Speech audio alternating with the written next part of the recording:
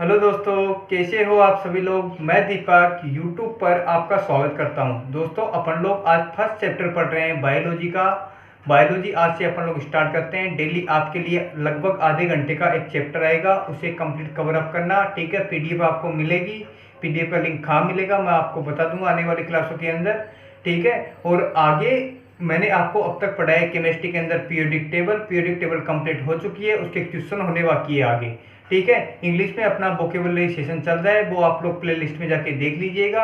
अपन लोग आज से स्टार्ट करते हैं कंप्लीट बायोलॉजी। बायोलॉजी का एक भी चैप्टर ऐसा नहीं होगा जिसमें से आपको क्वेश्चन छूट जाए। मैं complete basic to advance level तक आपके क्वेश्चन कवर अप कराऊंगा। आगे आने वाले दिनों में मैं आपके लिए मैथ, हिस्ट्री, ज्योग्राफी सारा सब कुछ कवर अप, रीजनिंग सब कुछ कवर अप करवाऊंगा।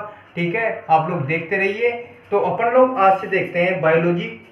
बायोलॉजी में अपन लोग देखते हैं, सबसे पहले देखेंगे डेफिनेशन ऑफ बायोलॉजी। बायोलॉजी का मतलब होता है जीव विज्ञान, इसका हिंदी अर्थ होता है, ध्यान रखना आप सभी लोग जानते होंगे, जीव विज्ञान। ठीक है, डेफिनेशन होती है इसकी विज्ञान की वह शाखा जिसमें हम लोग सभी जीवों का अध्ययन करते हैं, यानी अध्ययन से रिलेटेड उस जीव की उत्पत्ति कैसे हुई, उसका विकास कैसे हुआ, देन उसके बाद उसके फंक्शन, ठीक है, किस प्रकार से काम करते हैं, और उसकी संरचना किस प्रकार का है, वो उल्टा है, सीधा है, टेढ़ा है, मेढ़ा है, कैसा भी है। ठीक है, और उसके ऊपर एनवायरमेंट यानी पर्यावरण का क्या फर्क पड़ रहा है, एनवायरमेंट इफेक्ट का क्या फर्क पड़ रहा है, और आगे अपन लोग और उसके अपन क्या करते हैं इंटर रिलेशन या फिर म्यूचुअल रिलेशन, यानी दूसरे जीवों से वो किस प्रकार का बर्ताव कर रहा है, यानी उसकी क्रियाएं क्या हो रही है दूसरे जीवों के साथ, या फिर किसी के भी साथ उसकी पारिस्थितिक क्रियाएं क्या हो रही है। ठीक है, और उस यहाँ तक कि उसकी डेथ का भी किसके अंदर अध्ययन किया जाता है, बायोलॉजी के अंदर। ठीक है, इसकी डेफिनेशन याद रखना आप सभी लोग, ये सारा सब कुछ अपन लोग स्टडी करेंगे बायोलॉजी के अंदर। देखिए, अब आगे देख लेते हैं अपन लोग जीव विज्ञान के क्षेत्र में कार्य किसने स्टार्ट किया था। सबसे पहले जीव विज्ञान के क्षेत्र में सबसे पहले कार्य स्टार्ट किया हमारे बहुत ही तगड़े तगड़े साइंटिस्ट हुए हैं, अरस्तु। कौन? अरिस्टोटल। कौन थे? अरस्तु, या फिर इंग्लिश में बोले तो अपन लोग कहेंगे इसे अरिस्टोटल। अरिस्टोटल जो कि क्या थे, एक ग्रीक थिंकर थे। ठीक है जी, क्या थे? Greek thinker.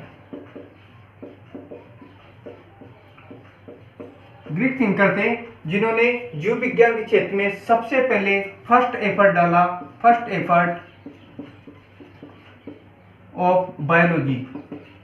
देखिए, एक चीज का ध्यान रखना आप सभी लोग, सिर्फ अरस्तु ने जीव विज्ञान के क्षेत्र में कार्य नहीं किया, इन्होंने विज्ञान के हर फील्ड में, या तक जियोग्राफी के क्षेत्र में भी इन्होंने काम किया हुआ है। इस चीज का ध्यान रखना आप सभी लोग।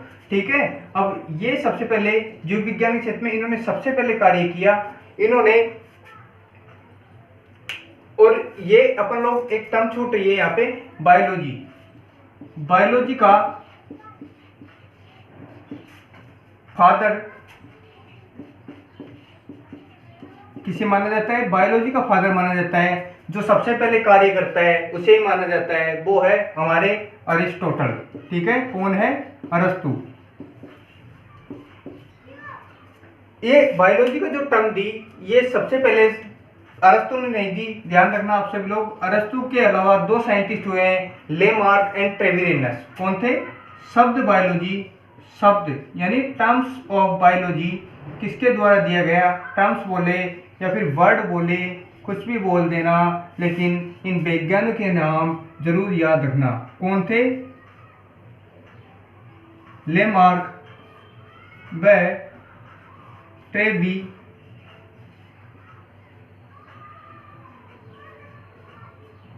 रेनस। ठीक है, 1801 के अंदर ये सन पूछा जाता है एग्जाम्स के अंदर, ध्यान रखना।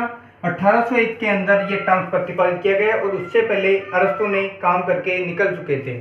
ठीक है, अब अपन लोग देख लेते हैं बायोलॉजी की ब्रांचेज। बायोलॉजी की ब्रांचेज कितनी होती है? बायोलॉजी की ब्रांचेज को मुख्य रूप से अपन लोग बांटते हैं, जो अपन लोग पढ़ेंगे। वैसे तो कई सारी ब्रांचेज होती है बायोलॉजी की, जो मुख्य रूप से अपन लोग पढ़ेंगे 3 प्रकार की होती है अपने पास। कौन कौन सी? 3 प्रकार की। पहली है अपने पास बॉटनी,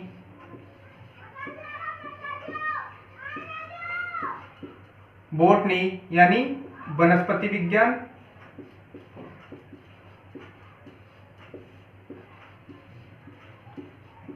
वनस्पति विज्ञान। और सेकंड है अपने पास जूलॉजी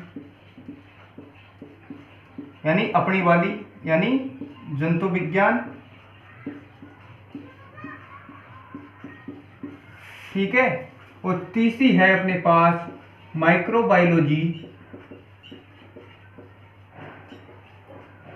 माइक्रोबायोलॉजी यानी सूक्ष्म विज्ञान, ठीक है। आगे देखिए अपन लोग वनस्पति विज्ञान। वनस्पति विज्ञान के अंतर्गत अपन लोग स्टडी करते हैं किसकी, हर्ब्स की, यानी साग झाड़ी पेड़ पौधे सारा सब कुछ इसमें आ जाता है, हर्ब्स, ठीक है। और जंतु विज्ञान के अंदर अपन लोग करते हैं all type of animal, all type of animal,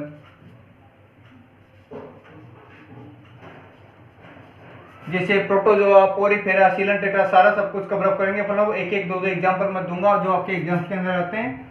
और सेकंड जो थर्ड जो है अपने पास माइक्रोबायोलॉजी। माइक्रोबायोलॉजी में अपन लोग अध्ययन करते हैं सूक्ष्म जीवों का, यानी बैक्टीरिया, वायरस, फंजाई, सूक्ष्म विज्ञान जैसे बैक्टीरिया, वायरस, इनका, ठीक है। अब देखिए इनके साइंटिस्ट के नाम पूछे जाते हैं कि फलाने के पापा किसको कहते हैं, ढीका के पापा किसको कहते हैं। अब इसमें अपने पास बोटनी, बोटनी के पापा किसे कहते हैं, फादर ऑफ बोटनी, थियोफ्रेस्टस को, ध्यान रखना, थियोफ्रेस्टस क्या होता है दोस्तों, Theophrastus, father of botany, Theophrastus. और एनिमल जो अपन लोग स्टडी करते हैं यानी जूलॉजी, जूलॉजी के पापा किसे कहते हैं, ये होते हैं अरस्तु, अरिस्टोटल, ठीक है। जो बायोलॉजी के फादर है वही जूलॉजी के फादर है, ठीक है। बहन भाई में समझ लेना दोनों को ठीक है जी। और माइक्रोबायोलॉजी, माइक्रोबायोलॉजी के फादर किसे कहते हैं, एंटोनी बोन ल्यूवियनहोफ, एंटोनी बोन ल्यूवियनहोफ,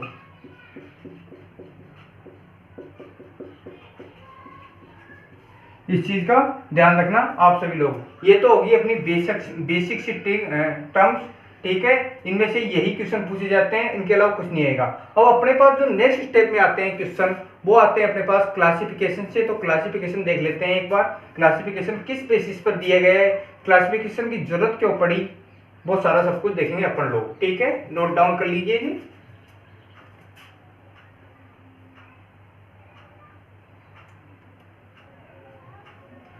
देखिए दोस्तों, अपन लोग क्लासिफिकेशन की डेफिनेशन देख लेते हैं एक बार। क्लासिफिकेशन की डेफिनेशन होती है विभिन्न प्रकार के जीवों को उनके संभावित स्थान पर प्रकट करना ताकि जीवों को पहचानने में आसानी हो, ठीक है।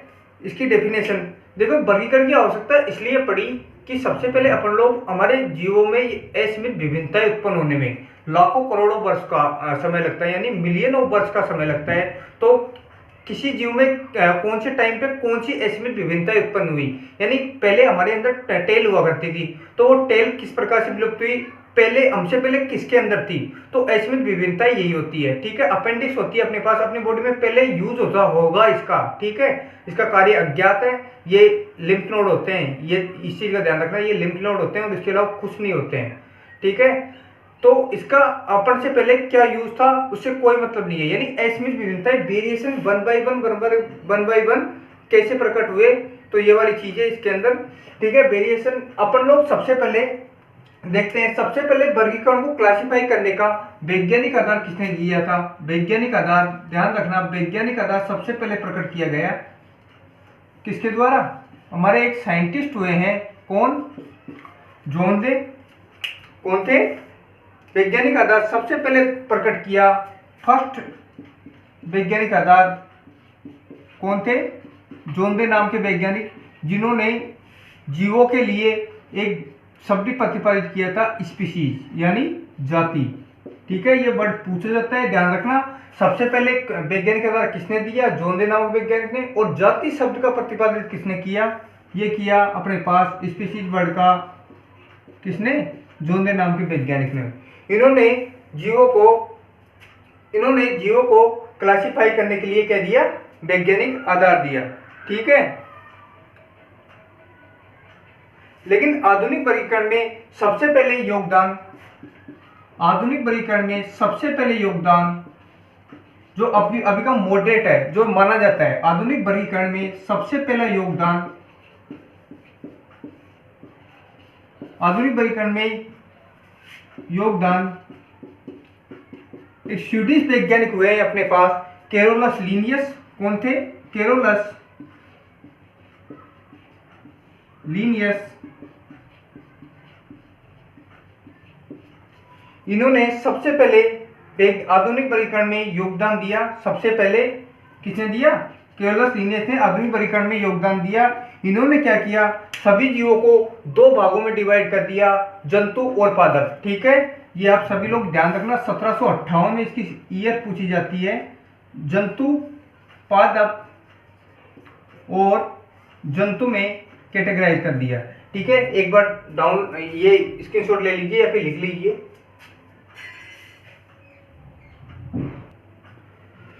आगे है इसी के आधार पर कैरोलस लीनियस ने जब इसका क्लासिफाई जंतु और पादप में किया तो इस आधार पर 3 टर्म्स बनी अपने पास। कौन कौन सी? देखिए, पहले जो टर्म्स बनी इसे कहते हैं प्रीलीनियस। ठीक है, इसके बाद की जो टर्म बनी उसे बोलते हैं अपन लोग लीनियस।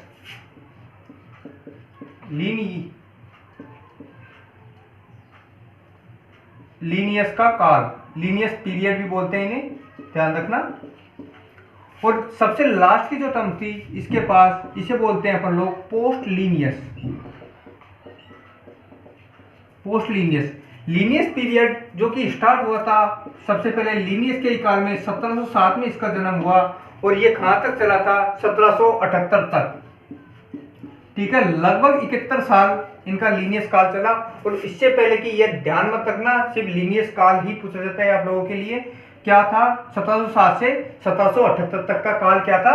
लीनियस काल। इसके बाद अपने पास आए बाइनोमी 2 kingdom classification, 3 kingdom classification, 4 kingdom classification, 5 kingdom classification, यानी बहुत सारे वैज्ञानिक आए और इन्होंने जीवों को धड़ाधड़ काटना पीटना स्टार्ट कर दिया। कि कहीं इन्होंने लक्षणों के आधार पर, कईयों ने किसी के आधार पर, कईयों ने किसी के आधार पर, बहुत सारा सब कुछ देखेंगे अपन लोग। आप लोग इसे एक बार नोट डाउन कर लीजिए।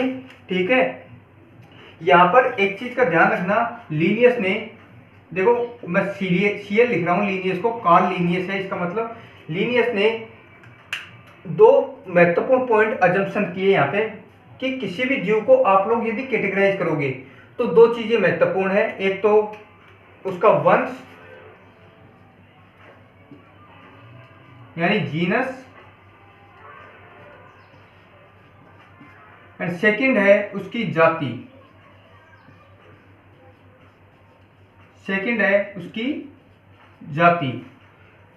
ठीक है, ये चीज ध्यान रखना आप सभी लोग।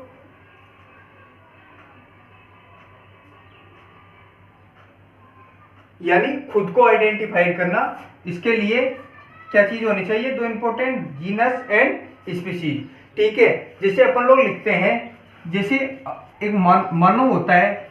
ठीक है, मानव का वैज्ञानिक नाम क्या होता है? होमो सेपियंस। ठीक है, क्या होता है? होमो सेपियंस में सबसे पहले जो वर्ड आएगा वो तो होगा इसका वंश। ठीक है, जो लास्ट में आएगी वो होगी इसकी जाति। ठीक है, यहाँ पर कई बार होमो सेपियंस लिन भी लिख दिया जाता है, जो लास्ट में होते हैं, जो अपन लोग लास्ट में लिखते हैं। जैसे यहाँ पे लिन लिख देते हैं, वो लास्ट में वर्ड होते हैं किसके? वैज्ञानिक नाम के आधार पर होते हैं। वैज्ञानिकों के नाम क्या होते हैं? लास्ट में तीसरा टर्म लिखते हैं, वो किसका होता है? वैज्ञानिकों का नाम। ठीक है, आगे ये चीज नोट डाउन कर दीजिए। आगे अपन लोग देखेंगे हायरार्की ऑफ क्लासिफिकेशन की कंप्लीट जो ग्रुप है कि जीव क्लासिफाई, हमारे जीव विज्ञान के अंदर कैसे क्लासिफाई किया गया है, उसके लिए अपन लोग देखते हैं।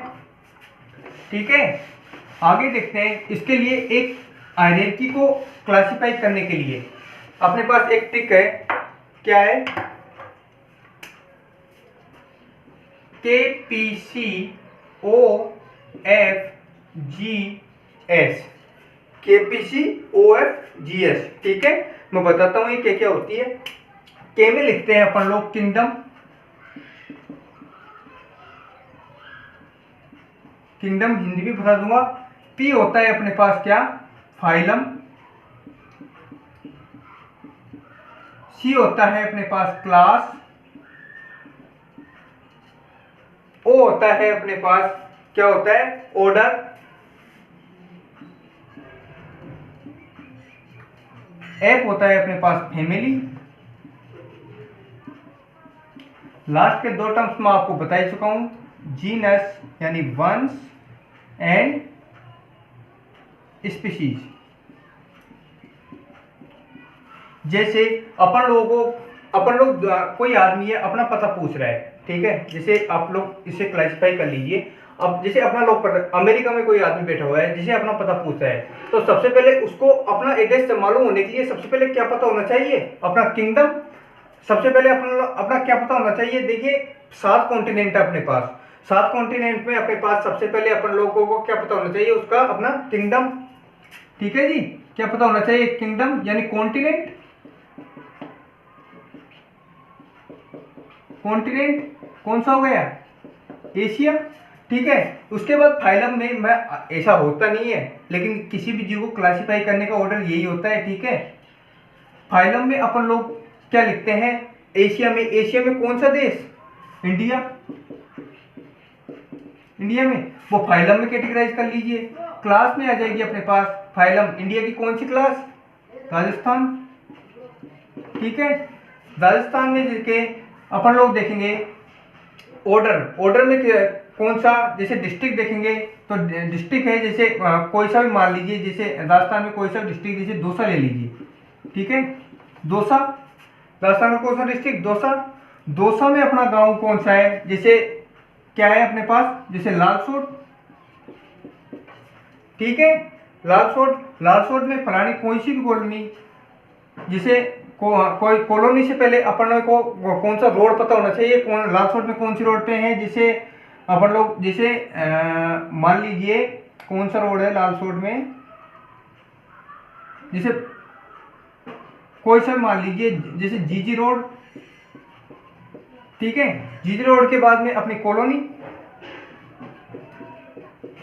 कॉलोनी या फिर मकान नंबर जो भी हो, तो तभी तो उस जीव तक पहुंचेंगे अपन लोग। यानी स्पेसिफाई करना विभिन्न जीवों को उसकी कैटेगरीज के आधार पर, ठीक है।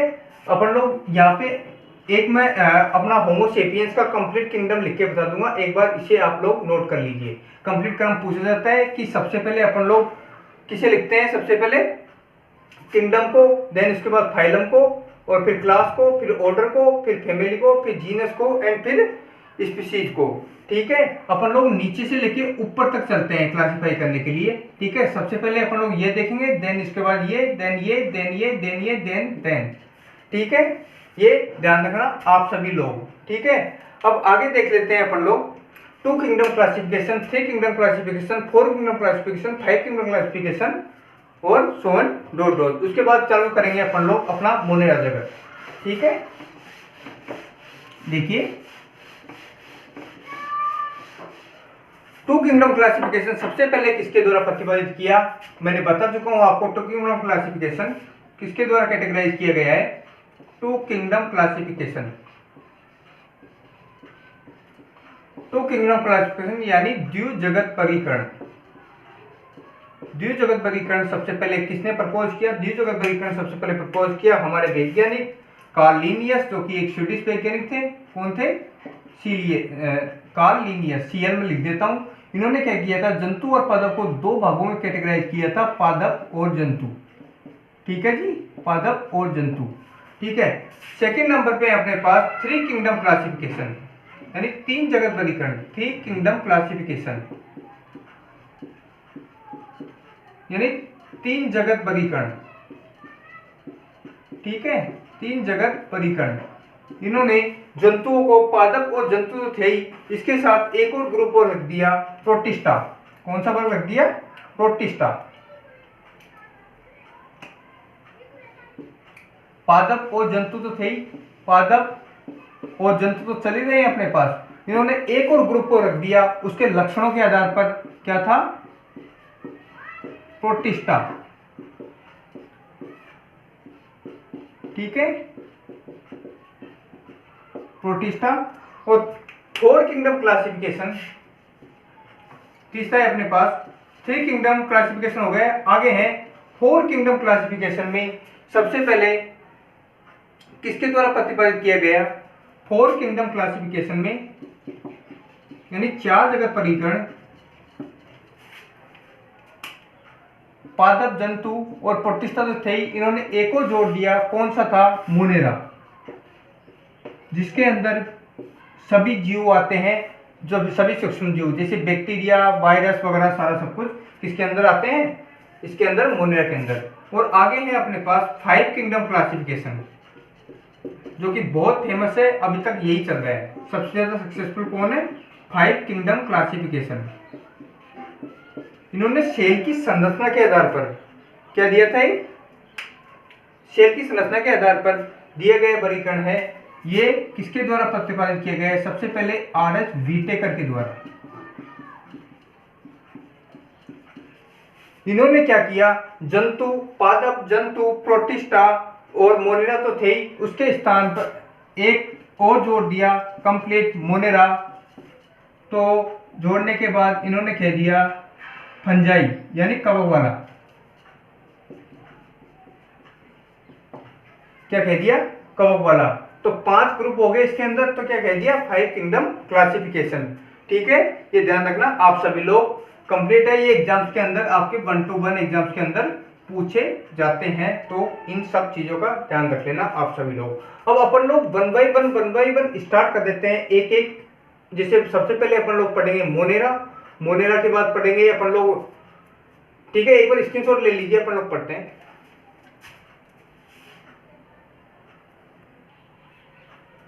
देखिए आगे आ जाइए, अपन लोग सबसे पहले स्टार्ट करते हैं 5 किंगडम क्लासिफिकेशन में, उनके जो बेसिक कैरेक्टर है उनको स्टार्ट करते हैं, उसके बाद अपन लोग एक एक करके सारा सब कुछ पढ़ेंगे। ठीक है, सबसे पहले अपने पास जगत है मोनेरा जगत, ये अपन लोग किंगडम बोलते हैं इसे, मोनेरा जगत। ठीक है, इसमें क्या होते हैं, सभी प्रकार के प्रोकैरियोटिक सेल होते हैं, यानी प्रो यानी पहले, यानी क्या होती है, एक ही प्रकार की कोशिका पाई जाती है जो कि कंप्लीटली विकसित नहीं होती है। ठीक है, एक ही प्रकार की कोशिका वो सारे सब कुछ काम करती है, कंप्लीट एक की सेल होती है। ठीक है, जिसके अंदर ही सब कुछ, यानी वो खाएगा भी उसी से, जाएगा भी उसी से। ठीक है, सारा सब कुछ काम एक ही सेल करती है, जिसका बेस्ट एग्जांपल है अपने पास बैक्टीरिया, अपन लोग पढ़ेंगे, थोड़ा डिटेल में जाएंगे इसके, बैक्टीरिया, साइनोबैक्टीरिया और आर्कीबैक्टीरिया। ठीक है, सेकंड जगत है अपने पास प्रोटिस्टा, प्रोटिस्टा को क्या बोलते हैं अपन लोग, पूछता रहता है, क्वेश्चन ध्यान रखना, मिसलेनियस यानी विविध प्रकार का जगत कौन सा है अपने पास, कौन सा होता है, प्रोटिस्टा। ठीक है, इसमें क्या होता है, सभी एक कोशिकीय जीव, जो कि सभी एक कोशिकीय जीव होते हैं, जो कि प्राय जलीय यूकेरियोटिक जीव हो सकते हैं। ठीक है, इसमें एक सबसे बेस्ट एग्जांपल होता है, वो होता है अपने पास यूग्लिना। कौन सा होता है, यूग्लिना, जिसे क्या बोलते हैं अपन लोग, पादप और जंतुओं के बीच की संयोजक कड़ी। ठीक है, क्यों होता है, जब अपन लोग किंगडम पढ़ेंगे प्रोटिस्टा, मैं उसमें बताऊंगा, थोड़ा डिटेल में पढ़ेंगे अपन लोग इसको। ठीक है, ये आपके एग्जाम्स में पूछा जाता है। ठीक है, आगे है थर्ड नंबर पे अपने पास प्लांटी, प्लांटी यानी सभी पादप, जो कि क्या होते हैं, कलर्ड, मल्टीसेलुलर यानी एक से अधिक कोशिका, और फोटोसिंथेटिक यानी प्रकाश संश्लेषण करते हैं ये। जैसे इसके अंदर अपन लोग आते हैं एल्गी यानी शैवाल, ब्रायोफाइट, पादप जगत के क्या होते हैं ये, उभयचर। ठीक है, टेरिडोफाइट क्या होते हैं, पादप जगत के रेप्टाइल्स, और सभी प्रकार के पुष्पीय पादप क्या होते हैं, किसके अंदर आते हैं, प्लांटी जगत के अंदर। ठीक है, 1 by 1 पढ़ेंगे, आपके इसके एग्जाम्पल अभी जो आपके एनटीपीसी एग्जाम हुआ है उसके अंदर पूछे गए हैं, आज से पहले कभी नहीं पूछे गए थे। ठीक है, अब पूछे जाने लगे हैं एग्जाम के अंदर, तो एक एक चीज के ऊपर ध्यान देना आप सभी लोग। ठीक है, आगे है 4 नंबर पे अपने पास फंजाई। ठीक है, ये सबसे विषैला ग्रुप माना जाता है, क्यों, क्योंकि यूकेरियोटिक जीव है और परपोषित यानी दूसरे जीवों के ऊपर निर्भर रहता है, यानी सड़ी गली मृत चीजों पर सबसे पहले किसका प्रहार होता है, फंजाई का, यानी फंजाई का मतलब होता है कवक। ठीक है,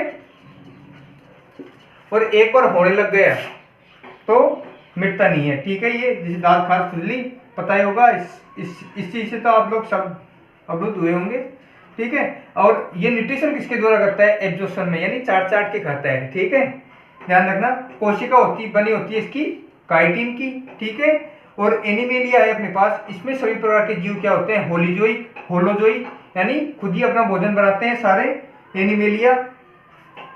और यूकैरियोटिक प्रकार की सभी प्रकार की कोशिकाएं होती है, यूकैरियोटिक कोशिकाएं पाई जाती है। और इस ग्रुप को अपन लोग क्या बोलते हैं, मेटाजोआ। ये पढ़ेंगे कंप्लीट 1 बाय 1 जितने भी है कंप्लीट मैं आपको बताऊंगा। कल से अपन लोग पढ़ेंगे 5 किंगडम क्लासिफिकेशन का डिटेल में कंप्लीट। आपके एक भी ऐसा एग्जाम्स नहीं बचेगा जिसके अंदर एक क्वेश्चन छूट जाए बायोलॉजी का, क्योंकि बायोलॉजी नहीं, यहाँ पे इस चैनल के ऊपर आपको जो भी सब्जेक्ट पढ़ाया जाएगा किसी भी एग्जाम्स के अंदर एक भी क्वेश्चन नहीं छूटने वाला है। तो चैनल को सब्सक्राइब करना है, आगे शेयर करना है, ठीक है। Thank you.